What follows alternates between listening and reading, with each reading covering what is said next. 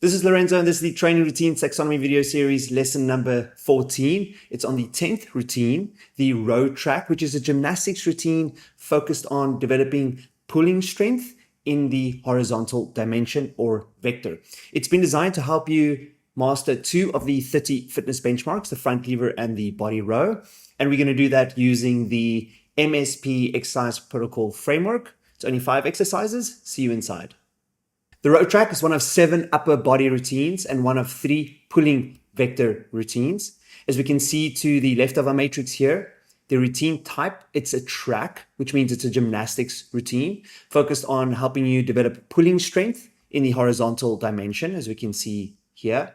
The row track with the row complex has been designed to help you master one of the 9-dimensional skills, and that is rowing endurance. To the right of our matrix, we have our exercise protocol, which has been designed according to a coherent training plan that has clearly stated objectives, strategies, and tactics. So let's take a look. The row track has been designed to help you achieve 2 of the 30 fitness benchmarks. The first is the front lever, which is a benchmark of static straight arm stability and strength. And while you may not care to achieve the full front lever, you still want to practice its progressions because it's still going to help you develop static straight arm strength. And that's important because it transfers to many other skills that you do care about. However, let's say you do achieve your front lever as a recreational male athlete. Your goal is to hold this position for 9 consecutive seconds. And for the recreational female athletes, it is to hold it for a minimum of 3 consecutive seconds. As for our second objective, we have the body row, which is a benchmark of dynamic bent arm strength. Your goal as a recreational male athlete is to build the endurance that you can do 30 reps in a row. And for the recreational female athlete, your goal is to be able to do 18 reps in a row with good form. As for our strategy, both the front lever and body row require shoulder or scapular protraction mobility, scapular retraction stability in both the bent and straight arm position, and finally, elbow flexion and extension strength. Our exercise protocol, therefore, is only as good as it's going to allow us to fulfill, develop, and express these 3 functional abilities. As for our tactics, or the ideal training environment we need to implement our strategy, we will need a ring training zone or a stall bar training zone. In terms of equipment, we will need a mat, rings, and parallel bars. Okay, so with our objective and our strategy in mind and our tactics in place, we're finally ready to explore the 5 exercises that make up the row track. So for our first 2 exercises in the mobility category, serving as our warm-up, we have for our first exercise, the straight arm capsule-T. For our second exercise, a straight arm scap shrug. For our third exercise in the stability category, following the 60-second rule, we have the straight arm front lever, as well as its progressions. For our fourth exercise, we have a bent arm row hold. And for our 5th and final exercise in the strength category, following the 30 rep rule, we have the full range body row, as well as its beginner or advanced progressions. For our first exercise, we have the capsule-T. It's 2 exercises in one. We have the letter T, which is an anterior deltoid stretch, and we have the prone capsule, which is a posterior deltoid stretch that I have integrated into a single complex, as we can see it here. We will start with our prone capsule, targeting the posterior deltoids, holding it for 30 seconds. We will move on and do the other side as well for 30 seconds. We will then get into a letter T position, which will stretch the anterior deltoid, also holding for 30 seconds, and finish it off on the other side as well. After this 2 to 3 minute complex, we will move on to the second exercise, the straight arm scap shrug, as we see it over here. Start by getting into a body row position, keeping the arms completely straight. You will retract and slightly depress the scapula. This is roughly a 4-second shrug, which you will do for 15 reps. Moving on to the third exercise in our routine, which is the straight arm front lever, which we will practice according to the 60-second rule. The front lever is a static, straight arm, straight body, stability, and strength hold.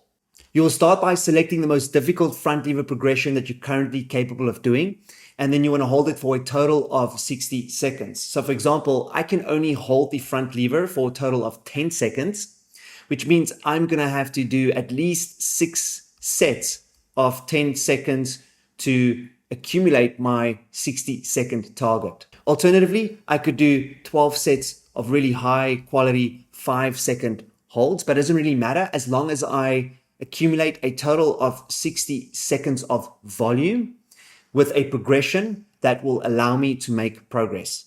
For the beginners, we recommend you start with the front lever tuck, as you see it performed here by my mother on the parallel bars. You want to be able to hold the tuck position for at least 15 seconds with confidence before moving on to the next progression. Speaking of progressions, remember to download the Training Routines Taxonomy PDF. In there are links to each of these exercises with video tutorials by the world's best experts showing you each progression for each of these exercises. Once we're done with our straight arm front lever hold for an accumulative of 60 seconds, we will move on to the fourth exercise, a bent arm row hold, as you see it over here. As the name suggests, this is a bent arm row hold, whereby you will get into a row position. You'll pull the rings towards the body, retract and slightly depress the scapula, and you will hold this position for a total of 60 seconds. Following the 60-second rule, we recommend you start off with 3 sets of 20-second holds. And if 20 seconds becomes too easy, try 2 sets of 30 seconds. And as you get stronger and stronger, eventually you'll be able to do 60 seconds straight. And just as you can do the front levers on the parallel bars, you can also do the row hold on the parallel bars as demonstrated here. Together, the row hold and front lever, lasting no longer than 10 minutes, helps us to fulfill the minimum scapular retraction stability requirements for safer and more efficient front levers and body rows. Once we're done with the mobility and stability preparatory work, we're finally ready to move on to the fifth and final exercise in our routine. It is the full range body row that we will perform according to the 30 rep rule. Now, if you don't have access to a dedicated or open ring zone, attaching a pair of rings to the stall bars is more than sufficient. Start by placing your feet on the rung that gives you the best angle for your row. This is going to be different for everybody, and it also depends on the height of the rings themselves. Mine is on the first, second, third, fourth, and the fifth rung. The 30 rep rule variation that I like for the row is the following. Remember I said that the benchmark for the body row for females is to be able to do 18 reps in one go. And for the guys, it's 30 reps in one go. I will actually attempt to do 30 reps in a row to achieve my benchmark almost as a test. That's why it says here TT. It stands for test training. Let's say, for example, I'm going for my 30 reps and I only get to 22 reps. That means I'm 8 reps away from my benchmark. But also, I have 8 reps left to do to complete the 30 rep rule of a total of 30 reps in terms of volume. So for my last remaining 8 reps, I have full discretion in how I want to spend those 8 reps.